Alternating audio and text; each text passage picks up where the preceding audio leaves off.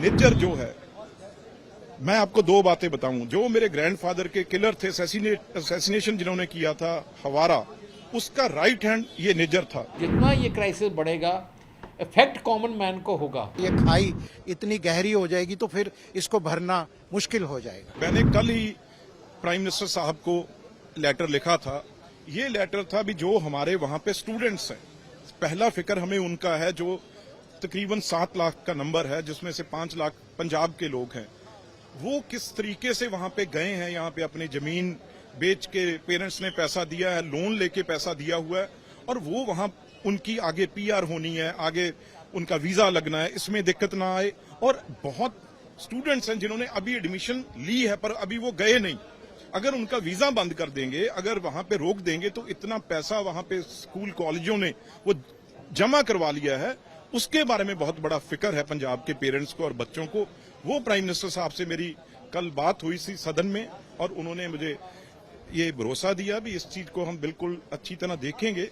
और दूसरी बात, यहाँ किसी पार्टी की बात नहीं है।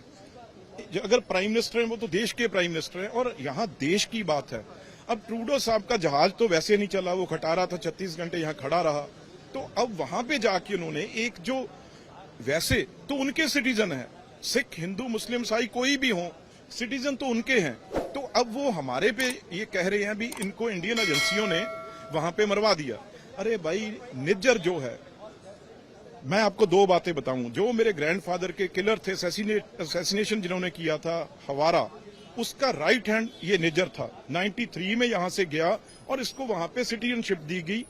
और दूसरी, अगर ट्रूडो साहब के फादर और ट्रूडो साहब की पार्टी इतनी ये सिंसियर है इस चीज में, तो जब हमारा कनिष्क, एक हमारा एयर इंडिया का विमान जिसमें 300 से ऊपर लोग थे, उसमें भी मेरे मामा जी कर्नल भिंडर, मिस्टर भिंडर उसके पायलट थे, उसकी तो इन्वेस्टिगेशन इन्होंने की नहीं आज तक। तो दूसरी बात, अब ये जो निज्जर एंड कंपनी है, ये 10 मोस्ट वांटेड जो गैंगस्टर हैं यहाँ पे, यहाँ ड्रग पेडलर है, उनमें से एक था। बाकी 8 वहीं बैठे हुए हैं, छुपा के वहां उनको एक डेन बनी हुई है। तो आगे जैसे पाकिस्तान हुआ करता था, वैसे अब कनाडा ने रूप ले लिया है। और जितना ड्रग पंजाब में है, वो ये 10 गैंगस्टर और ये निज्जर जैसे वहां से ड्रग पंजाब में भेज रहे हैं, हमारे नौजवानों को, पंजाबियों को तबाह करने के लिए। और ट्रूडो साहब को इन्होंने गुरुद्वारों के ऊपर कब्जा किया हुआ है, निज्जर एंड कंपनी ने। 10 गुरुद्वारे थे जिसको इसने कब्जा किया था, और वहां से जो हमारा चढ़ावा चढ़ता है, वहां पे सारा पैसा वो ट्रूडो की पार्टी को जाता है। मैं कहूंगा जो लाखों के लाख, ये तो आधा % नहीं है लोग खालिस्तानी, पन्नू जैसे जो कह रहे हैं हम हिंदुओं को यहां नहीं रहने देंगे। अरे गुरु नानक देव जी के टाइम से हिंदू सिख एक है, एक ही रहेगा। पन्नू जैसे कभी ये रिश्ते तोड़ नहीं सकेंगे। अगर ऐसी बात वो करेगा तो उसे भी ये बहुत आने वाले मुश्किल दिनों में उसे झेलना पड़ेगा। जो हालात आज कनाडा और इंडिया के रिलेशनशिप में बन गए हैं, इसका बहुत ज़्यादा असर अब इंडियन सिटीजन्स को पड़ने लग गया है। क्योंकि हिंदुस्तान के बाद कनाडा ऐसा देश है जहाँ सबसे ज़्यादा हिंदुस्तानी वहाँ रहते हैं, और हिंदुस्तानियों में पंजाब ऐसे हैं जो पंजाब और से सब बहुत ज़्यादा वहाँ हैं। हज़ारों बच्चे हर साल वहाँ कनाडा पढ़ने जाते हैं, हज़ारों फैमिलीज़ वहाँ माइग्रेट कर रही हैं, और वहाँ से लोग वहाँ यहाँ अपने देश में आते हैं मिलने के लिए, अपने रिश्तेदारों के लिए। अगर वीज़ा डिनाइल हो गया दोनों साइडों में, पिछले 2 दिनों में बहुत ज़्यादा पैनिक पंजाब में हुआ है। बहुत लोगों का फ़ोन मेरे पास आया है, बच्चों का आया है कि हमारा इस कॉलेज का क्या बनेगा, हमारी वहाँ स्टडीज़ का क्या होगा। और बुज़ुर्ग बोल रहे हैं कि हमारे बच्चे वहाँ हैं, कोई बुज़ुर्ग वहाँ स्टक हो गए हैं, हम कैसे वापस आएंगे।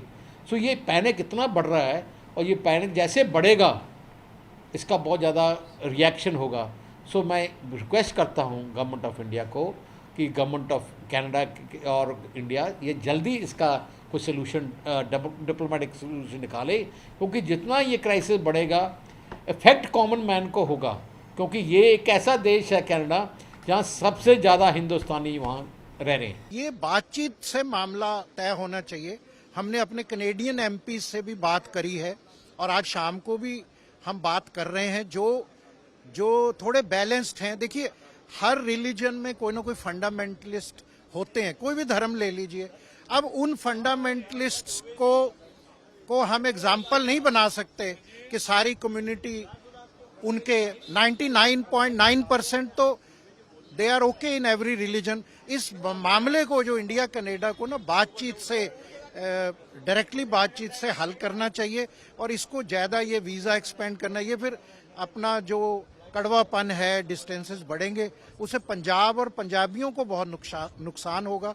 हमने भी हमारे वर्ल्ड पंजाबी ऑर्गेनाइजेशन के जो टोरंटो, मॉन्ट्रियल और ऑटवा चैप्टर्स हैं उनको भी बोला है कि आप सद्भावना बनाए रखो, क्योंकि हमारे तो पंजाबी हिंदू भी हैं, सिख भी हैं। इसको ये अननेसेसरली एक इशू बन गया है किसी 2, 4, 10 लोगों के लिए। हम सारे समुदाय को बदनाम नहीं कर सकते और हमें बातचीत के राही डिप्लोमेटिक चैनल से, इवन सेकंड ट्रैक डिप्लोमेसी में हम तैयार हैं रोल प्ले करने को। इसको बात को आगे बढ़ना नहीं देना चाहिए, नहीं तो पंजाबियों का बहुत इसमें नुकसान हो जाएगा और ये खाई इतनी गहरी हो जाएगी तो फिर इसको भरना मुश्किल हो जाएगा।